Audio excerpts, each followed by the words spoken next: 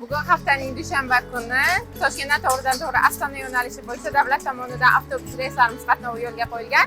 Hozir esa yo'lovchilarimizni yaqinroqdan ko'rishimiz mumkin. Qani keling.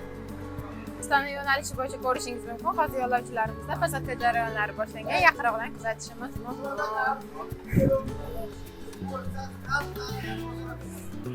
Assalomu alaykum. O'zir siz bir minutga mumkinmi? Qaysi yo'nalish bo'yicha ketyapsiz?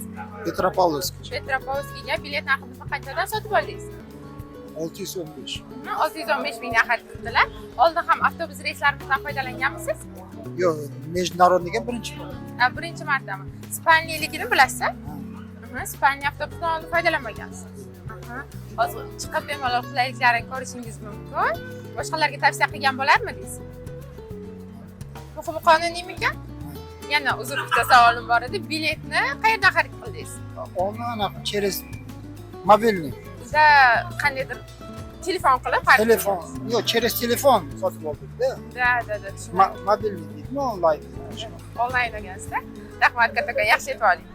Qadrli yurtdoshlar, bizni kuzatishdan davom eting. Agar sizga ham xuddi shunday davlat tomonidan qo'yilgan avtobus reyslarimizdan foydalanishni xohlasangiz, Sobir Rahimov avtovokzaliga kelib, ikkinchi qavatdan ofisimizdan biletlarni xarid qilishingiz mumkin.